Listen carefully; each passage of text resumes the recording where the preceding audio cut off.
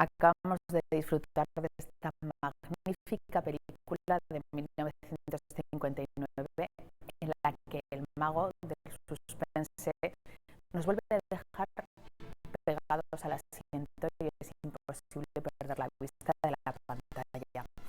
Vamos a comentar todos los aspectos de esta cinta que estuvo nominada a 3 Oscars y que, como era habitual en Hitchcock, no se llevó ninguno, pero que desde luego tiene muchos aspectos que comentar. Y lo vamos a hacer con Roberto Sánchez, que nos vuelve a acompañar, crítico de cine, profesor de Historia del Arte en la Universidad de Zaragoza. Un placer tenerte aquí.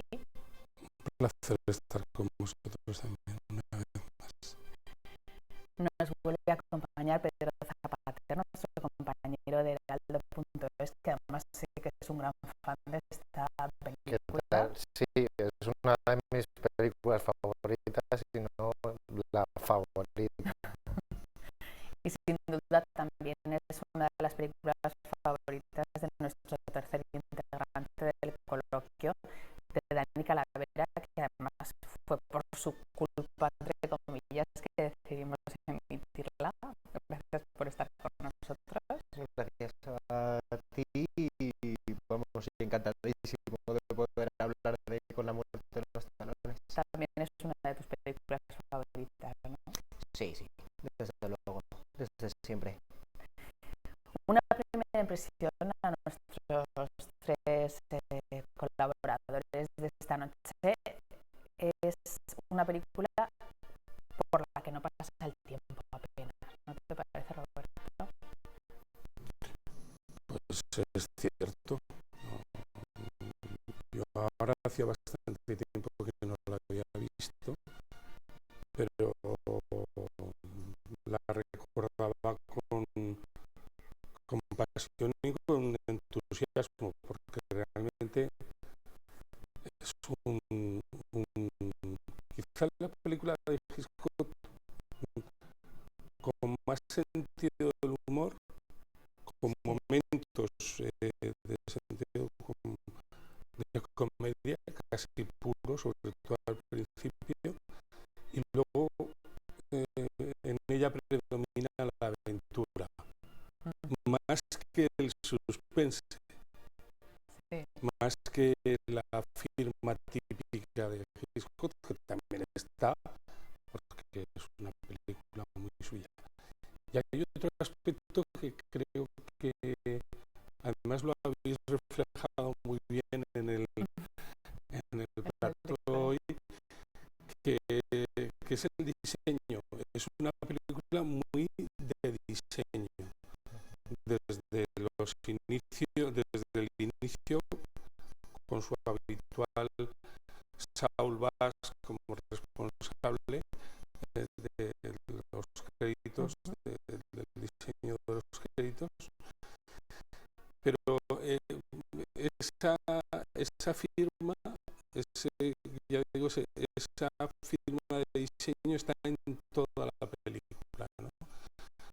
Y además yo creo que encaja muy bien con lo que se quiere contar, que luego hablamos, porque tampoco tengo muy claro qué es lo que se quiere contar en la película, aparte del propio dinamismo, la propia aventura y iba a decir la alegría de vivir, pero no sé si es eso, ¿no? Porque es muy curioso, porque a mí esta película siempre me ha transmitido eso, ritmo y alegría, y en realidad no va de eso, aunque el personaje de Gary Green sí, tiene mucho. Ya entraremos, tiene un gran vividor. Eso es. Un primer análisis, Pedro, de esta trepidante película. Yo creo que juntar en una película a Cary Grant, Eva Marisen, Martin Landau y James Mason, bueno, eso ya es un valor. Martin Landau, que está tan joven que no parece ni Martin Landau. Que no parece Martin Landau, y muy elegante además, sí. También, ¿no? incluso La primera vez que le veo casi guapo. eso ya, pues supongo que sí.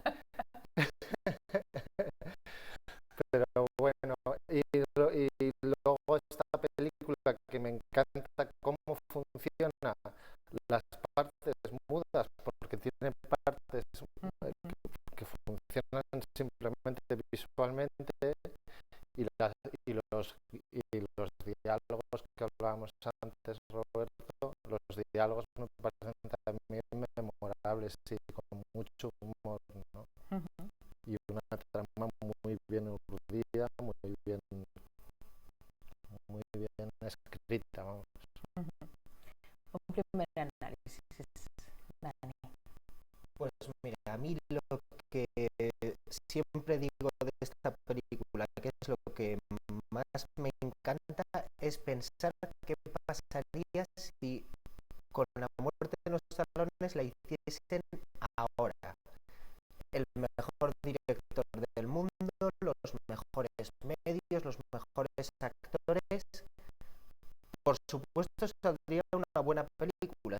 Si no hubiésemos conocido ya con la muerte de los talones, no estoy hablando de remake, estoy hablando de si la volviesen a hacer ahora.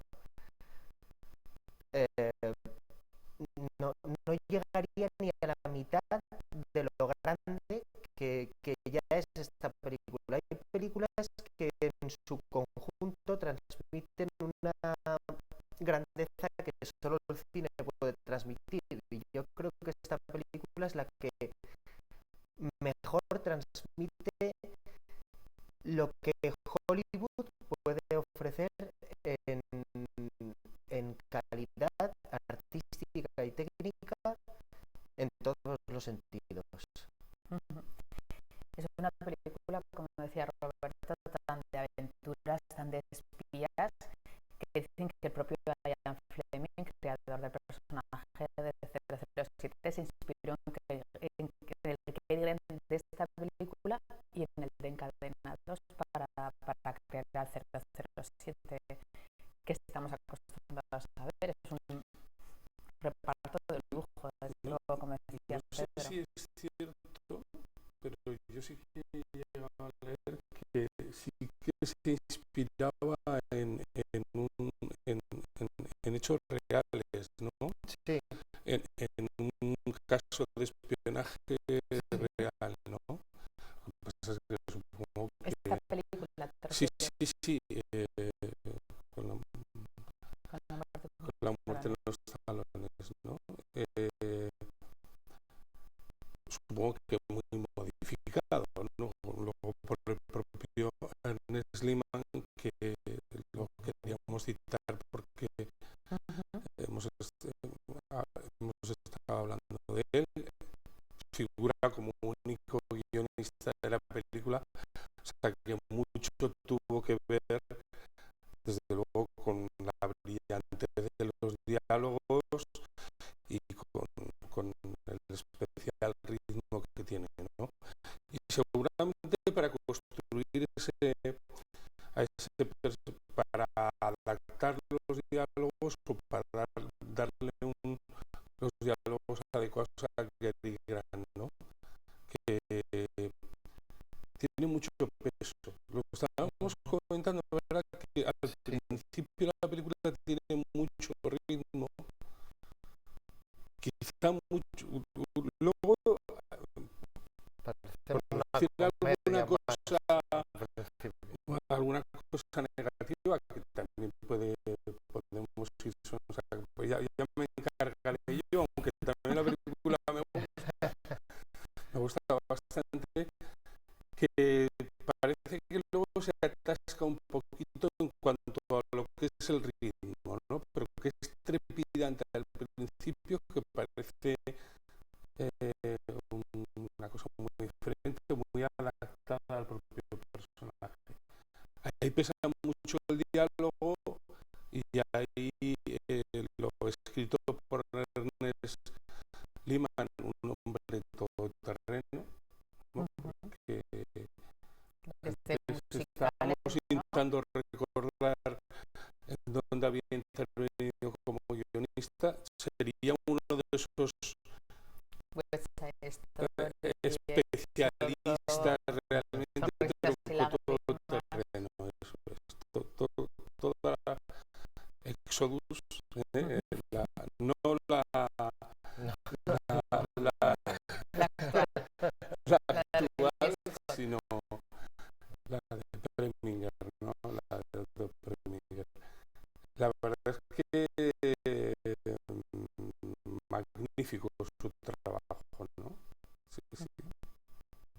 Es una película en la que todos están estupendos, Cary Grant, bueno, nadie le queda, o muy poca gente le quedan los trajes como a Cary Grant en esta película, pero entre los personajes o los actores que se barajaron para interpretar el papel estuvo James Stewart, y decían que la propia Metro quería a Gregory Peck.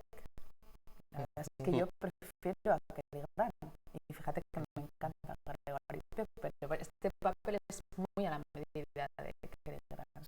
Sí, bueno, y en el caso de James Stewart es que creo que ya estaba en Anatomía de un asesinato, y aparte de Hitchcock le apetecía más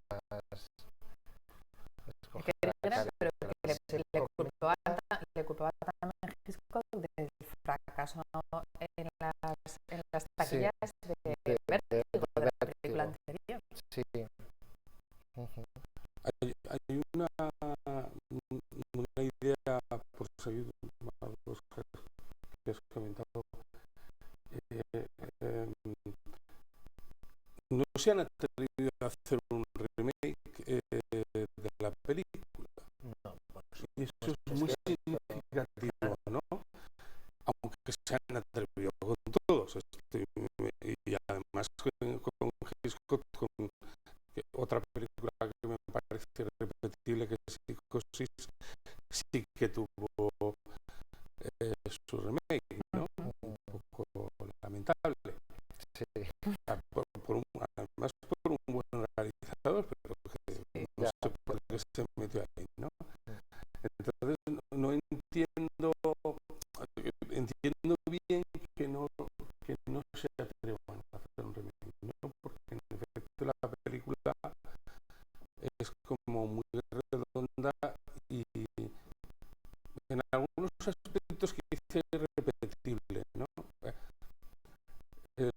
Lo de las desventajas, a ver si me entendéis bien, de la tecnología digital. Muchas de las cosas que aquí hubo que solucionar de una manera, como tú comentas muy bien, puramente artesanal, porque eran los medios que había en la época, pues transparencias, maquetas, reconstrucciones en estudio, todo eso ahora se solucionaría con un trucaje digital y ya está. Y podría quedar seguramente demasiado bien, demasiado naturalista, ¿no? Pero no traicionaría, yo creo que el espíritu de esta película, ¿no? Por completo, ¿no? Y del Hollywood de la época, ¿no? Eso es. Hay un punto también de irreal, quizá también ahora lo vemos de otra manera, pero siempre hay algunas situaciones como un tanto absurdas, ¿no? Porque ¿qué hacen bajando por las caras de los presidentes? Pero eso le da como una especial magia, ¿no? También a la película, ¿no? Esas situaciones. Que Hitchcock no tuvo permiso para rodar en el Monte Rushmore, lo tuvo que hacer en estudio, y está muy bien hecho en estudio para hablar del año 59. Está bastante bien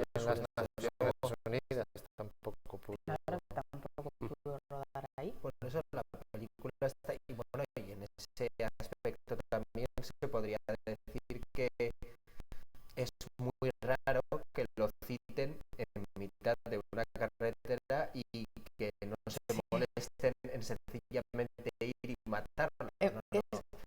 El espectáculo es el espectáculo. Tiene que porque no va a ir a pegar un tiro, sí. claro, tiene que haber una avioneta de la avioneta, pero es una de los iconos claro. del Bueno, cine, esa imagen del perseguido.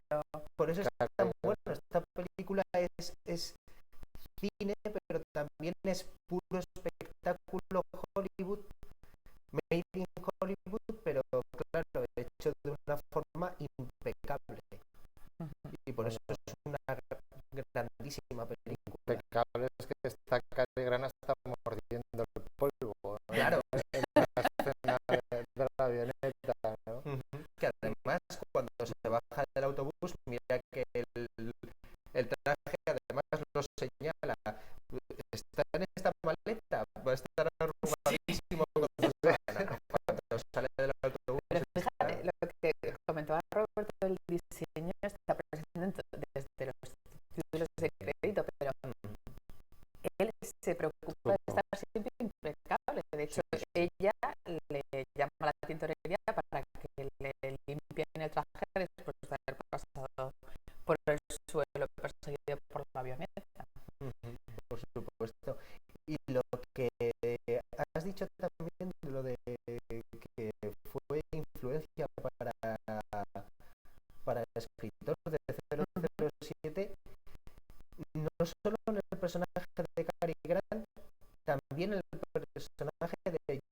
los personajes de James Mason y Martin Landau, porque podría ser perfectamente un villano Bond con su esbirro correspondiente, que encima de eso Martin Landau pues es perfecto.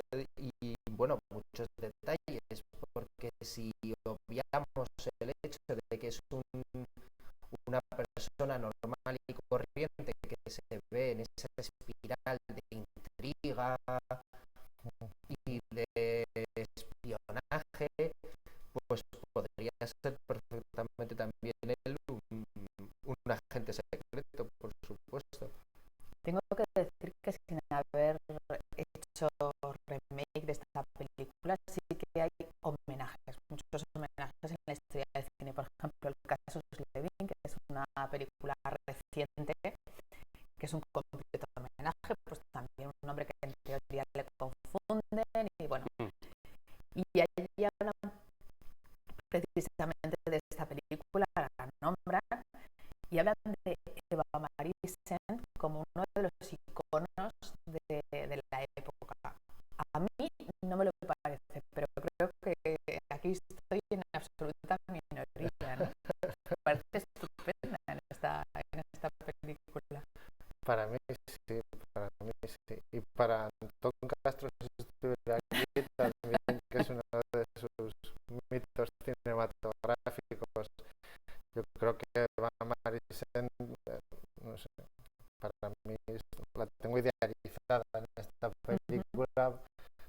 Venía de una carrera en televisión, venía de ganar un Oscar por La Ley del Silencio en el 55. O sea, una actriz que, aunque aquí en la película figura que tiene menos años de los que tiene, dice que tiene 26 y tiene 35.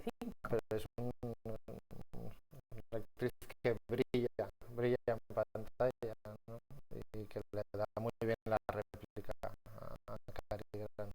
Por cierto, hablando del Juego de los Años, la que hace de madre de Cary Grant, no todos lo sabrán, que tenía solo 8 años más que él. Sin embargo, Cary Grant con 55 está estupendo, la verdad. Hay que decirlo. Sí, parece que se conserva muy bien. Sí. De hecho, tiene pinta de él habla de que le dice a su secretaria que corre poco, tiene pinta de haber sido un hombre atlético de verdad, de hacer deporte, ¿no? Porque incluso sale sin camisa, que con esa edad no era muy frecuente ver a los hombres Cierto. mostrando el torso Además, desnudo.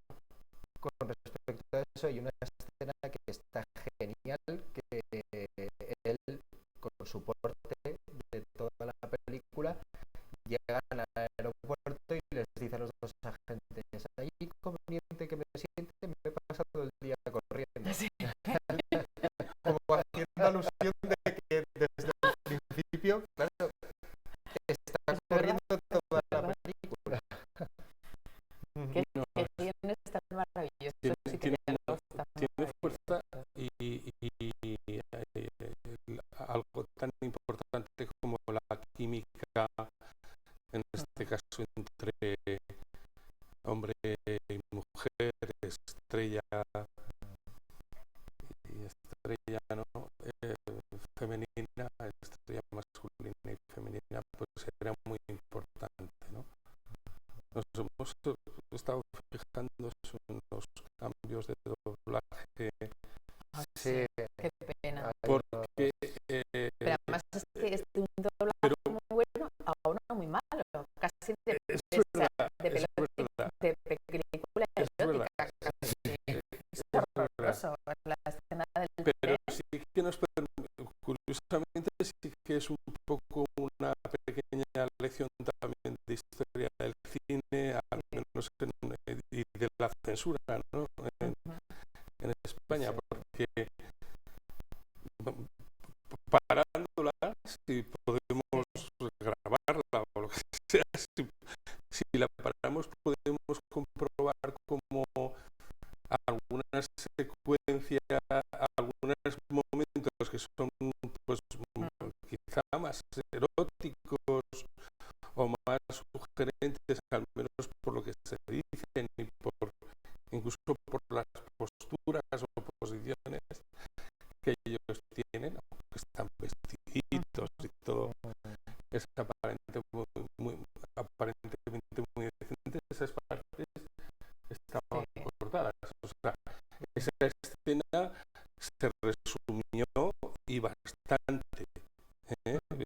Y yo incluso no la recordaba así tan larga, sin ¿no? embargo, la censura obvió ese final que es bastante sugerente de ese tren entrando por el túnel. Claro, es que cortar Que lo dice todo. Porque se perdiera el debate que tuvimos de si no el egipcio es la razón por la que hay dos voces. O sea, esa parte estuvo censurada y cuando se emitió íntegra no estaban los mismos dobladores. claro. Y es lo que pasa en esa escena, que yo tengo que decir que es la que más larga se me hace de toda la película. A mí me parece excesivo el metraje que le dedican a este asunto. Es decir, a lo mejor porque rompe un poco el ritmo trepidante del resto de la cinta. Puede ser. Es como, claro, el romance es una película de aventuras, sobre todo, ¿no? Pues el romance tiene que estar ahí también, no sé. Supongo que sería un poquito por eso. Se guiarían un poco por ese canon.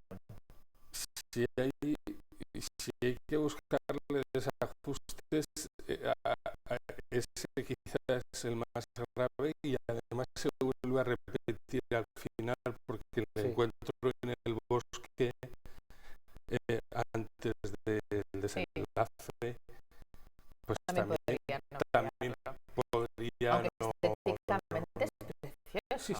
Sí, estéticamente es precioso, pero también parece como estas secuencias yo creo que a veces no estaban muy bien resueltas en Hollywood. Me estoy acordando de Espartaco.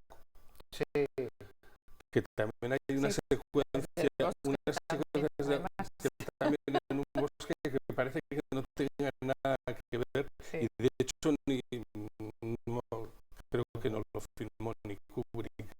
También hablamos de las anteriores del investigador, creo que más era la parte de esa íntima del periodista con su mujer. Quizá, pero, bueno, pegotes, vamos a llamarlos así, pero necesarios también para hacer encajar luego lo que es la historia, la parte romántica de la historia, ¿no? Pero desde luego al ritmo de la película no acaban de hacerle mucho favor, ¿no? No es que a Hitchcock se le diese mal para nada el romance y el amor. No sé, No, encadenados, perfectas, una historia romántica de amor es preciosa. una de las mejores historias de amor que se han contado. Y bueno, incluso en Psicosis, bueno, en Vértigo. Vértigo es una obra maestra del romanticismo, más del suspense. ¿Qué es eso? Casi por todo, ¿no? Sin embargo, no funciona bien en taquilla, Vértigo en No, la Vértigo época. No. Y Pero ahora es ahora, una obra de culto. ahora en Otra cabeza está en el puesto número 1 de Desbancó a Ciudadano Kane como la mejor película de todos los tiempos por el American Film Institute. Ahora está Vértigo. Hablábamos de los diálogos, yo he recogido solamente algunas de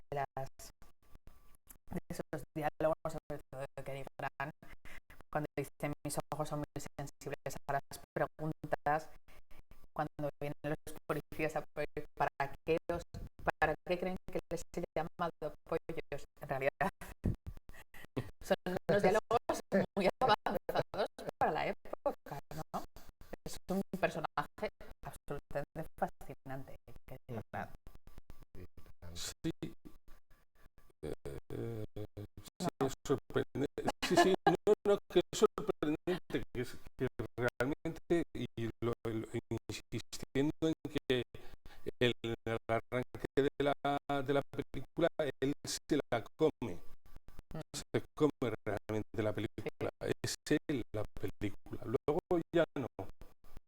Luego va cambiando y digamos que Hitchcock vuelve a asumir el control, ¿no? Y en secuencias magníficas como la del avión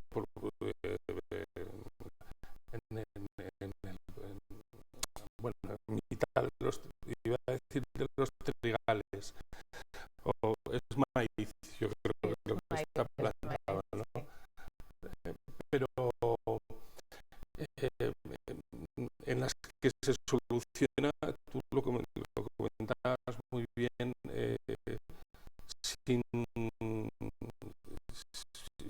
prácticamente sin música, solo en un juego puramente cinematográfico, ¿no?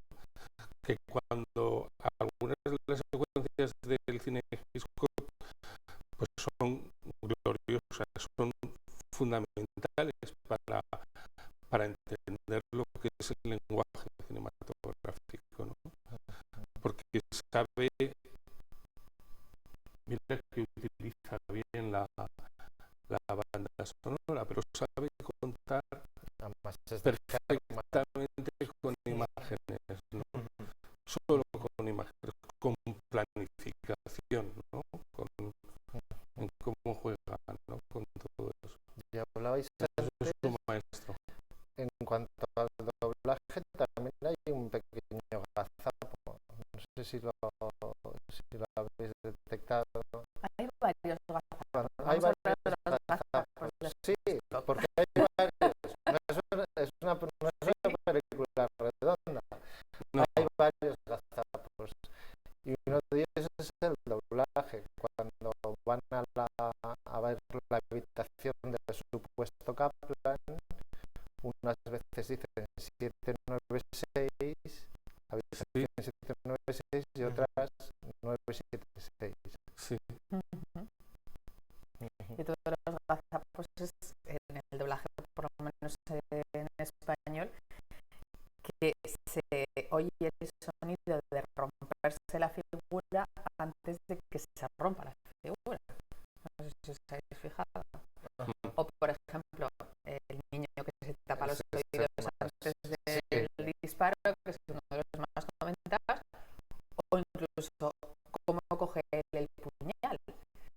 Cuando en una escena se le ve cómo lo coge y lo arranca, y en la siguiente ya lo tiene bien empuñado, pero no ha habido tiempo suficiente para darle la vuelta.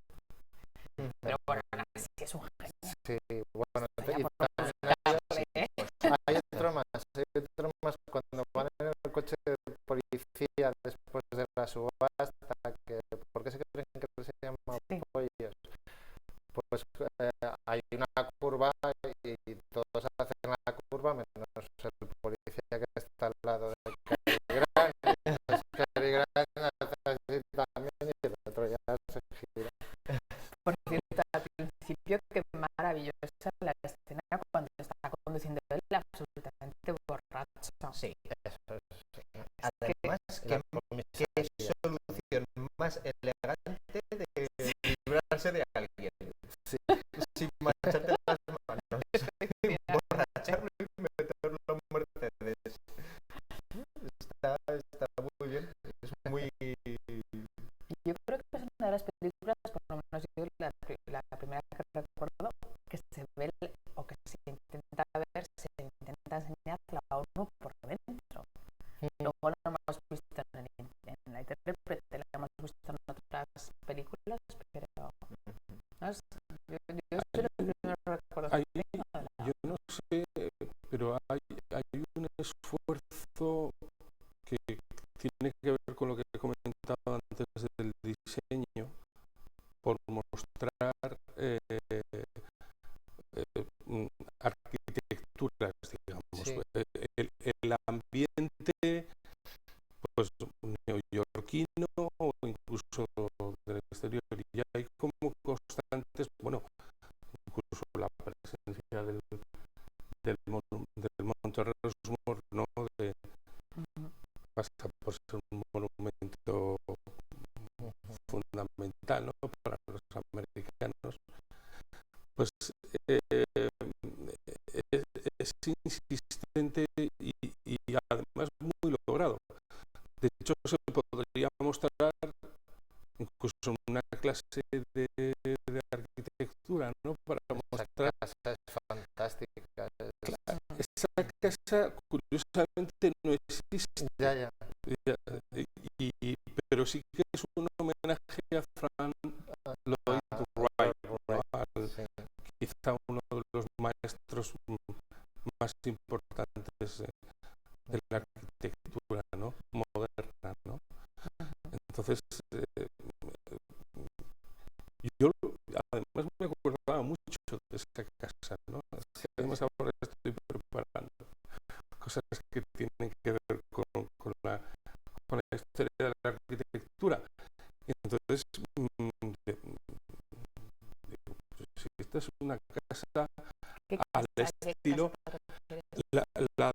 la que está frente a, que no está allí,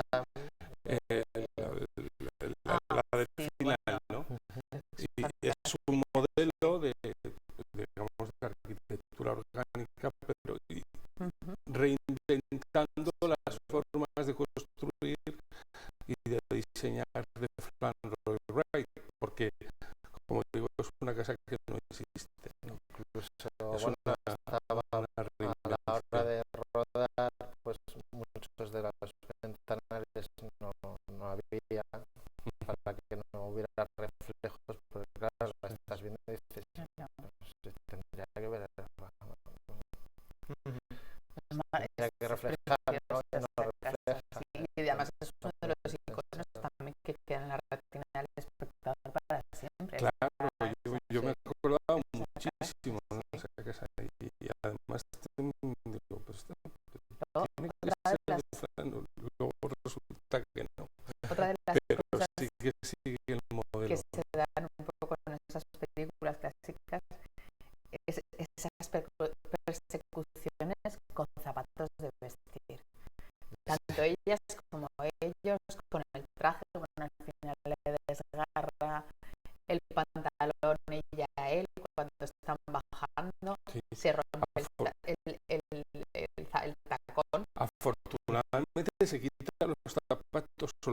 pierde, quita, porque pero al si principio no ya ya... empieza a bajar con el bolso sí, y los tacones. sí, Y dices, a sí, ver, cuida el bolso.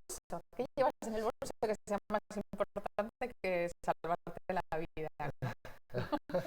Sí, sí. Pero bueno, oye, es el espíritu de Hollywood. Tenían que escapar y tenían que ser presentados. Indiana Jones, por ejemplo, no pierde el sombrero más que al final de una de las películas. Mantiene el sombrero puesto en la cabeza. De hecho, es uno de los signos de él. ¿Dónde está el sombrero?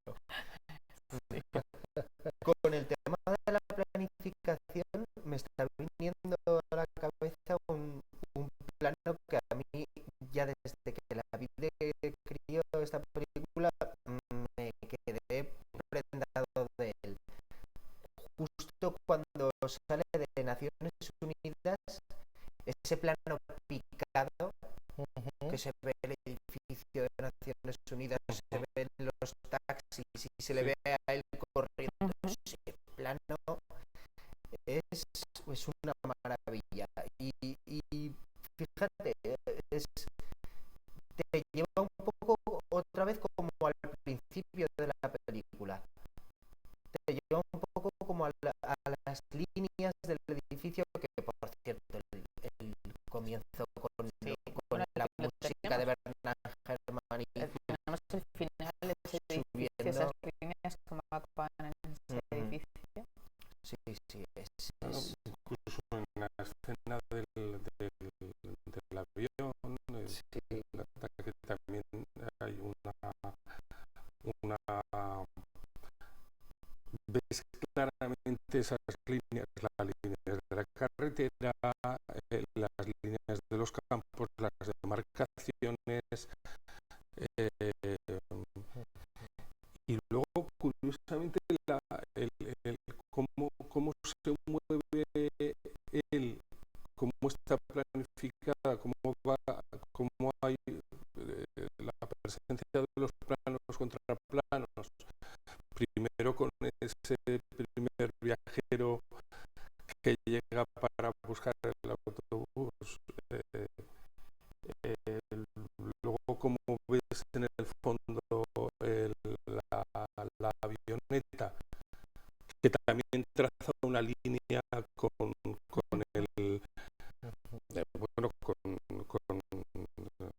la fumigación. Con la fumigación, ¿no? Pero realmente es una línea en el horizonte que luego se va a ir acercando. Eso también es una de las obras maestras de la planificación. Y luego las sutilezas, porque por ejemplo, cuando sospechas que algo va a pasar cuando le dice el agricultor que se encuentra, está cosechando donde no hay cosecha, está fumigando donde no hay cosechas. Os iba a comentar que, como he dicho al principio, estuvo nominada a 3 Oscar, que era mejor director, mejor guión, mejor montaje, y no se llevó ninguno. Y no nos acordábamos de cuál era la película con la que competía las películas. Ben-Hur. El año de Ben-Hur. Ante Ben-Hur fue el año de 11 estatuillas para... Pero bueno, en cualquier caso, como Hitchcock era considerado un director comercial,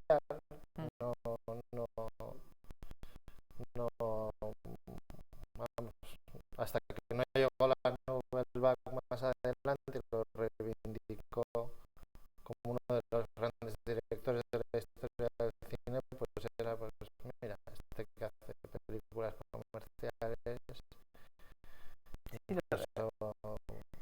Claro, igual dentro de 20 años a los que nosotros nos parecen comerciales ahora les parecen películas de culto, no sé.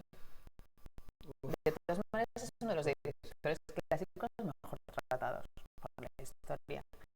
Está claro que cuando hablas de cine clásico todo recuerda todas las películas. Con el tiempo sí, y la clave está en lo que has comentado, ¿no? Con calles de cinema en un momento determinado, al menos a ese nivel de la crítica más sesuda, más, pues empieza a reivindicarlo, no solo a él, a otros cineastas norteamericanos, ¿no? Este lee inglés, pero trabajando en Hollywood, ¿no? Y sí que hay un cambio importante, ¿no? A la hora de considerarlo, ¿no? Como un maestro incuestionable, ¿no?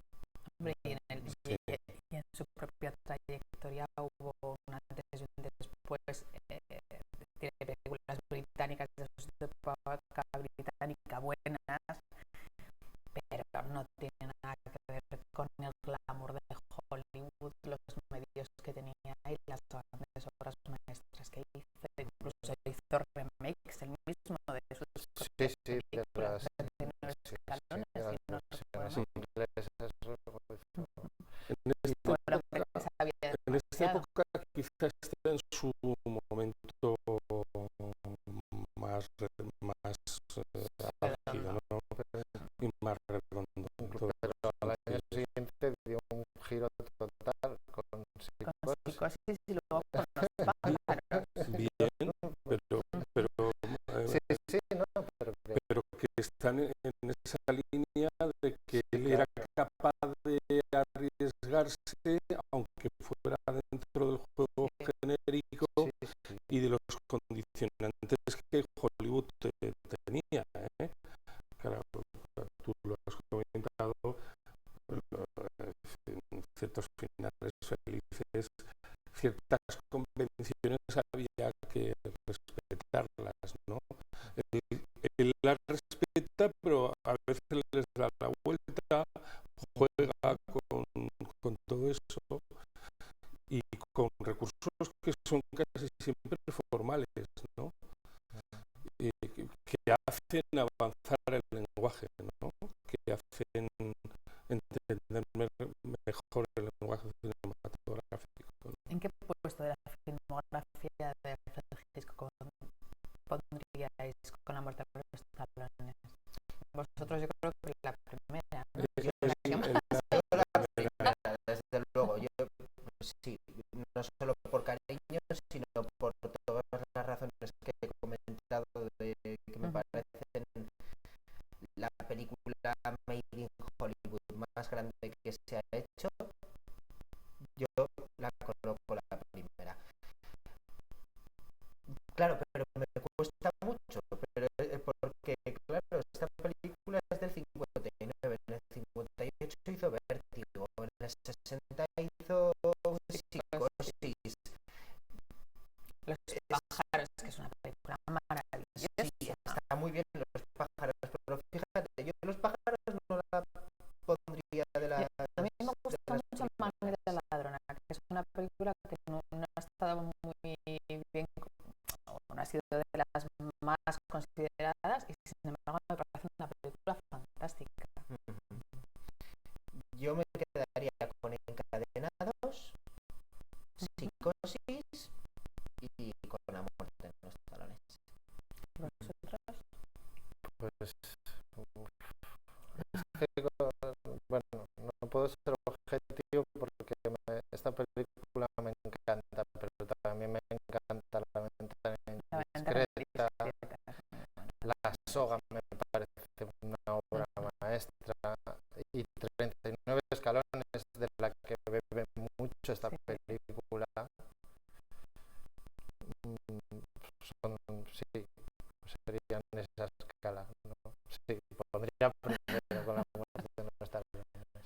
¿Y tú, Roberto? Yo con La muerte de los talones también, y ahí sí que hay razones también sentimentales, quizá, ¿no? Y por lo que he comentado al principio, de la aventura, de cómo engarza la comedia. A mí no me gusta demasiado nunca la comedia, y sin embargo, en esta película, sobre todo en su primera parte, me reía mucho. Ahí en la secuencia la recuerdo siempre con pasión, la de la subasta, ¿no? Que me parece que él Yo está me lo estaba guardando para el final, pero es mi escena favorita. Lo siento, pero O sea, qué prodigio de diálogos, de cómo desmonta él todo el ambiente. Es fantástico. es que si estábamos comentando que al principio la película parece más de Cary Grant, luego alcanza, luego la controla por completo Hitchcock, ahí ya se consigue, yo creo que la fusión perfecta, ¿no? Sí. Entre la personalidad y del personaje de Grant y la habilidad también para filmar de Hitchcock, ¿no? La soltura. Allá te da un poco todo igual, como parece darle al personaje, pero resulta que se está jugando la vida, ¿no? Y esa es una muy rara habilidad, ¿no? Porque al final es un juego de comedia. En realidad es un recurso hacia la comedia, ¿no? Ay, me llama mucho la atención también que están como son espías, hay en algún momento dice, qué buena actriz, qué buena actriz está fingiendo, sobre todo cuando llega en los primeros momentos a la casa, ¿no? Donde lo han retenido, ¿no? Ha tenido el primer encuentro con el espía, ¿no? Y luego eso se vuelve a repetir un poco al final también. Hay un juego de interpretaciones de cine, vamos a decir, de interpretación dentro de la interpretación, como pequeñas cajas chinas. Luego hay muchos... Eso es el espionaje, también una pequeña referencia a lo que sería lo que tiene que hacer un espía, ¿no? Fingir ser alguien que no es, continuamente cambiarse, ¿no? Además, una de las primeras frases que oímos a James Mason, que está genial, es: usted, señor Kaplan, con su magnífica interpretación, se convierte esta sala en un teatro. Eso es, que juega muchísimo con esta... Y luego tiene muchos guiños, algunos para el espectador y otros muy internos, pues por ejemplo la O, que dice que no significa nada, que era porque Hitchcock lo decía por el productor Samo Selnick, ¿no? David Selnick. O por ejemplo cuando está cantando en la ducha, cantando bajo la lluvia, que era uno de los grandes éxitos de la Metro Meyer. Cantando bajo la lluvia. No, eso, de todas maneras, el McGuffey, por ejemplo, que es lo que llama, que es el personaje de Kaplan, es un término que se asocia siempre a Hitchcock, que es dar pistas falsas. En resumen es eso. Kaplan no existe hasta que al final, pues, por la intermediación de Cary Grant, por un accidente fortuito, acaba existiendo. En eso, desde luego, Hitchcock era un maestro, nadie lo ha hecho también como él. Dar pistas que falsas. Esta película, algo tan grande, todo lo que pasa, se desencadene de una forma tan sencilla y genial. Sencillamente un camarero, señor George Kaplan, chico, es que eso le podría pasar a cualquier cualquiera, claro. Ya está. Él es Kaplan. Y ese movimiento de cámara, los movimientos de cámara de esta película son alucinantes. Además, muchas veces están ligeramente picados o contrapicados, dependiendo de un poquito en la estación, en el momento de la estación, casi todos los planos están picados para ver a toda la marabunta de gente que se junta ahí, que por cierto, hay muy pocas películas de ahora mismo, por ejemplo, hay muy pocas películas en las que nos muestren a tantísimos extras, obviamente por los retoques digitales y demás, pero en esta película en especial está genial que haya tantísima gente, tanto burullo de gente, sobre todo al principio. Esa escena inicial en la que va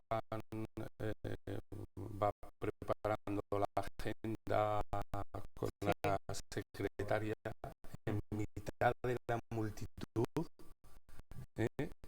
es muy moderna, ¿no? Me parece que es una... Por eso digo que el comienzo me parece trepidante. Y no lo recordaba tan trepidante, me acordaba de las escenas cumbre que estamos comentando, pero no de ese inicio que me parece brillante, de verdad, porque, y muy moderno. La manera en la que ha sido capaz de captar a los dos personajes. Sí. Todo esto parece fácil, ¿verdad? Cuando lo estás viendo. Pero quien ha filmado y bueno, sabe la complejidad que tiene orquestar a todos estos extras, ¿no? Y a los dos personajes centrales. Y me parece que está muy bien resuelta también. Y al principio una de las relaciones que lastimosamente, porque no se pueden mantener todas, perdemos a lo largo de la película, es la relación entre Cary Grant y su madre. Unos diálogos fantásticos, o sea, como ella continuamente está sospechando de él, pero él a su vez necesita la aprobación de su madre. Eso es fantástico, ese principio. Es un personaje al que perdemos. Se pierde. Sí, pero se nos queda en la memoria. Yo voy en la trama, ¿no? Sí, claro, sí, por supuesto, pero en la escena del ascensor, por ejemplo, ustedes no querrán matar a mi hijo, ¿no? Qué bien está eso. Y además, sus recursos, los grandes recursos que tiene como buena agente de publicidad para salir de las situaciones. No, caballeros, no. Vamos a dejar que las mujeres salgan primero, lo de la subasta. Claro, es un hombre ágil, un hombre que sabe moverse en cualquier ámbito y que desde luego, no hubiese sobrevivido, porque al final sobrevive siempre por su propio ingenio. O sea, no en ningún momento creo, no sé si llega a dar algún puñetazo, le dan muchos a él, le persiguen. En la subasta, que además la policía. Lo que me ha sorprendido es que, aparte de ser un hombre, esto no me acordaba yo muy bien, me he fijado especialmente, debe ser por las rebajas. Está bien vestido. Me llama la atención que no iba más que con su traje, pero sí que llevaba, siempre tenía un fajo de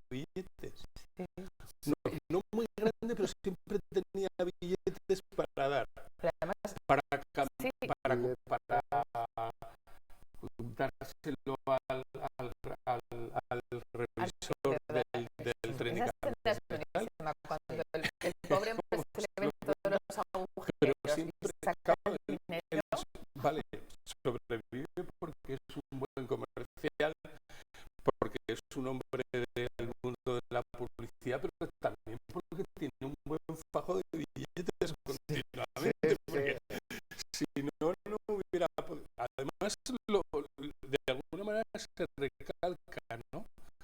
Porque no lleva otra cosa, o sea, que tiene, y lo de las tarjetas de crédito en esa época no se estilaba, ¿no? Pero luego lo que hablamos también que es muy moderno, por ejemplo, cuando ya al final le dice, pero le viene a decir que se casarán, ¿no? Y le dice ella, pero si a ti te ha ido muy mal, dice, hombre, me he casado 2 veces, y dice, pues por eso.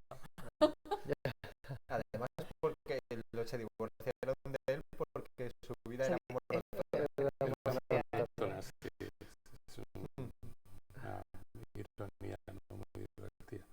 Lo estoy acordando de los billetes. En el tren también, cuando está, también deja los billetes encima de la mesa. O sea, Hitchcock insiste un poco en esto también, ¿no? Para demostrar, pagar el taxi, para sí, tirar monedas a la ventana. para tirar.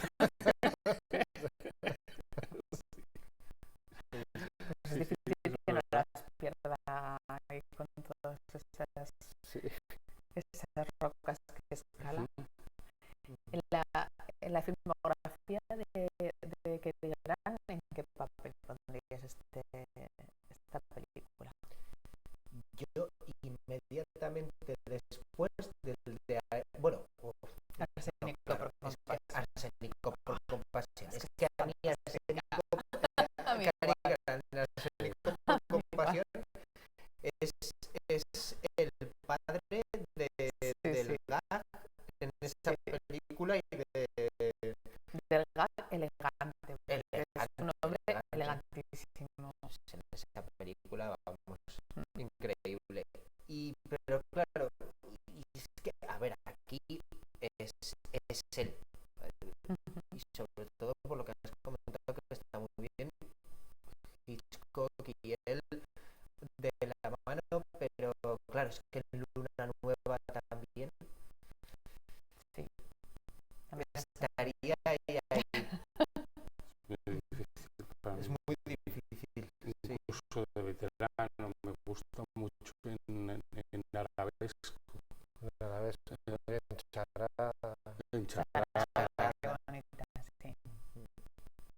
En Sospecha también. Es uno de esos Quizás esta sea una de las actores, más redondas, pero Arsénico por compasión yo también. ¿Tú, Pedro? Sí, coincido con Dani. ¿Y hay algún sustituto, algún actor hoy en día que pueda enfrentarse a Cary Grant o que pueda emularle?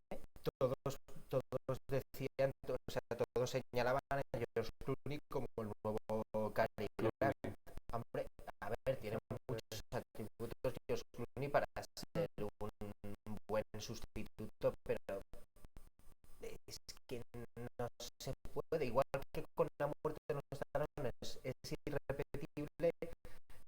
Cary Grant es un nombre irrepetible. Bueno, todas las grandes estrellas de Hollywood son únicas, ¿no? Por eso son estrellas, como Steve McQueen, como Marilyn Monroe. Pero si tuviese que haber un heredero, yo creo que sí, que sería George Clooney. Por cierto que es un personaje Cary Grant, ya al margen de como actor también con muchas sombras. No les queremos saber. No, venga, va, sí, porque... No, más a nivel quizá ideológico y político, es alguien que simpatizó mucho incluso con la ultraderecha. Y esto se ha ido sabiendo con el tiempo, pero esto está al margen de su trabajo como actor, ¿vale? Digo, como personalidad, porque era un personaje en ese sentido Bueno, un esta poco... película de hecho se estrenó en la España franquista en 1959, fue el estreno mundial en el Festival de San Sebastián, que entonces era la séptima edición, que ahora ya nos parece una cosa muy asentada, pero entonces acababa casi de estrenarse, 7 años. Eso puede, eso le da muchísimo caché, desde luego, al Festival de San Sebastián. O sea, a los 7 años estrenar semejante obra maestra. Porque yo, desde luego, a ver, lo de una gran película, una muy buena película, pero obra maestra, yo hay muy pocas películas que me atrevo a decirlo. Con La muerte en los talones, desde luego, para mí es una obra maestra. Igual que con La huella también me atrevería a decirlo, o con 12 hombres sin piedad. Me parece una obra maestra. Sí, desde luego. Y ha envejecido muy bien, ¿no? Lo comentaba al principio. Es una película por la que, aparte de ese vestuario fantástico de los años 50, que ahora ya no se repite, yo lo siento, pero a mí esos trajes que lleva ella me parecen fantásticos. Pero en general, quiero decir, ni siquiera se le echa en falta efectos especiales, o el Monte Erasmus no parece que no sea el Monte Erasmus. No, claro, por eso, si se hiciese ahora, no se llegaría no solo al encanto, no solo al clasicismo de los años 50 en Hollywood. Quizá el mayor efecto especial, que es el choque de la avioneta contra el camión, está muy bien hecho. Qué bien está ese plano cuando Cary Grant se aleja, tampoco sin correr demasiado, pero se aleja asustado, se aleja y vemos detrás toda esa explosión, todo. Y luego ese momento cómico cuando vemos ahí en pleno Nueva York, en Central Park, bueno, al lado de Central Park, donde sea, esta camioneta del agricultor con la nevera. Es como, pero ¿qué hace aquí? Está llena de grandes golpes, ¿no? Y lo de la avioneta hoy no me ha convencido tanto a mí. Lo del último, solo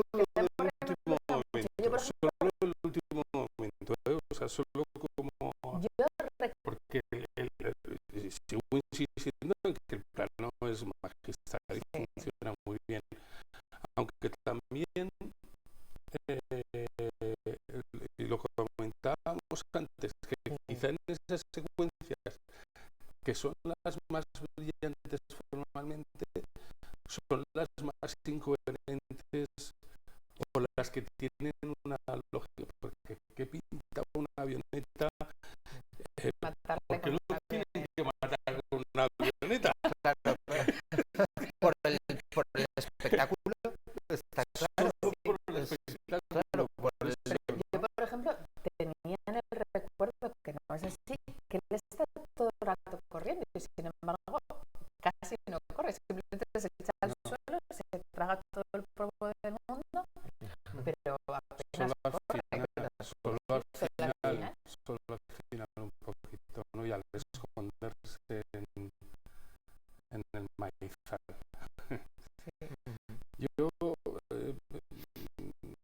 sigo insistiendo en que a Hitchcock yo creo que eso al final le importaba bastante poco ciertas incoherencias, que lo que quería era, en este caso, buscar espectáculo, ¿no?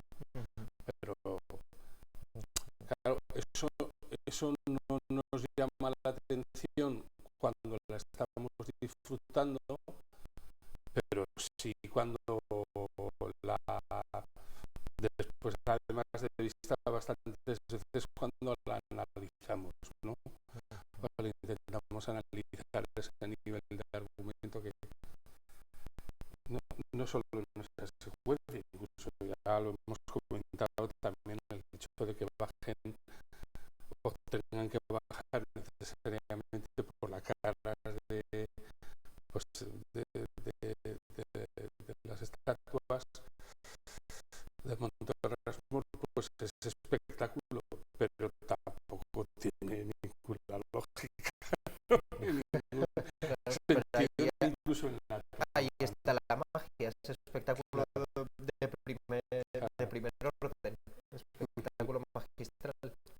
Y luego, Sí, perdón. No, que es muy bonito como, sin embargo, es muy bonito como engarza ese final en el Monte Rushmore cuando están otra vez en el sí, tren, sí, ¿no? sí. cuando tira, claro, le viene muy bien. Y luego en esta película, como en tantas otras del cine clásico, lo impregnado que está todo de los vicios oficiales, es decir, del alcohol, del tabaco, las cerillas juegan un papel fundamental. Incluso al final dice, tengo un trabajo, una secretaria, una madre, 2 ex esposas y varios barman que dependen de mí. Además, él que continuamente lo primero que pide es un whisky. ¿Allá dónde va? Sí, es verdad que en la secuencia en la que él conduce borracho, inconscientemente uno relaciona que, pues, que este hombre está entrenado, no solo va a correr, Sí, sí. sino que también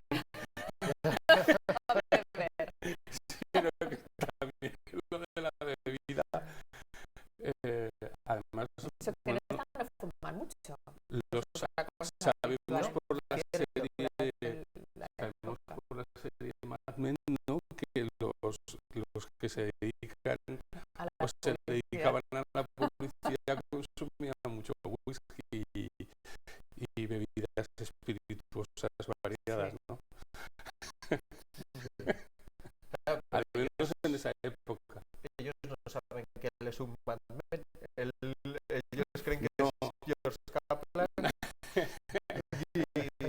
Ya, porque Sí, de antes, hecho, cuando llega a la reunión le han dicho, no le importa que hayamos empezado sin usted. Dice, no se preocupe, les cogeré enseguida. Cuando ya están con los cortes. sí, hay muchísimos detalles de ese tipo que, claro, que la vida de los años 50 y principios de los 60 un poco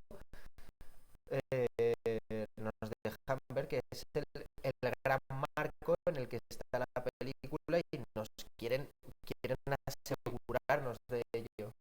Y luego está el exceso que es Días de Vino y Rosas, que también la comentamos, ¿no? También habla de todos esos vicios llevados a su extremo.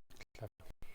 Se ha acabado nuestro tiempo. Yo, como siempre, aunque es difícil porque ya hemos comentado prácticamente todas, pero os pediría que eligierais vuestra escena favorita para concluir el debate.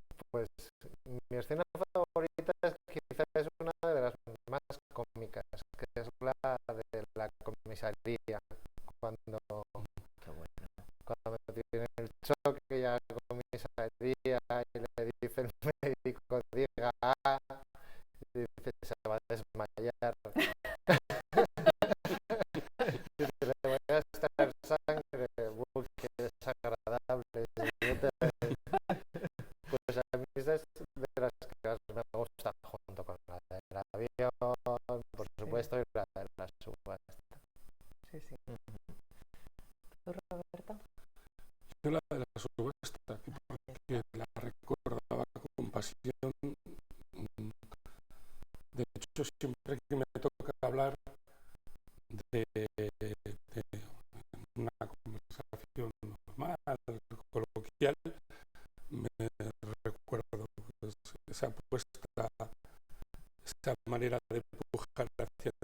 subastas y luego de liarlo todo, me parece además que va en contra de esas... bueno, por cierto que hay una pequeña reflexión también sobre el arte, ¿no? Muy, menos sobre las subastas y cómo funcionan, ¿no? Que son así como muy convencionales, muy rígidas, y la ruptura de todo eso, muy británicas. Sí. Me acuerdo siempre de las salas de subastas inglesas, aunque esta sea neoyorquina, ¿no? Y quizá, sí, me quedo con esa, ¿no? Me quedo con esa. Dani. Pues yo, fíjate, yo es que de toda la película, de todas las 2 horas y cuarto que dura, me quedo un poco también influenciado por mi padre, que ama esta película con mucha pasión, y a Cary Grant me lo contagió un poco, pero yo recuerdo que cuando empecé a verla, la sensación que tuve cuando vi el león de la Metro Goldwyn Mayer fundiéndose con ese color verde, con las líneas, con algo, ya me decía que esta película me iba a encantar. Y desde entonces, cada vez que veo ese principio y escucho la música, La música es ya hasta el momento en el que están paseando con ese seguimiento que les hace la cámara a él y a la secretaria. Por alguna razón incomprensible no hemos hablado de Bernard Herrmann. Sí, y es fundamental, como muchas películas de Hitchcock, pero en esta ese ritmo que se plantea con los créditos iniciales absolutamente reconocible. O sea, tú oyes esa banda sonora y ya sabes que estás hablando de Con la muerte de los talones. Los violines de Bernard Herrmann. Pues ya no tenemos tiempo para más. Yo, aparte de, como ya he dicho, la escena de la subasta, me quedo también con esos diálogos de cuando le llevan en el coche de policía. Por eso se llama Pollos y todo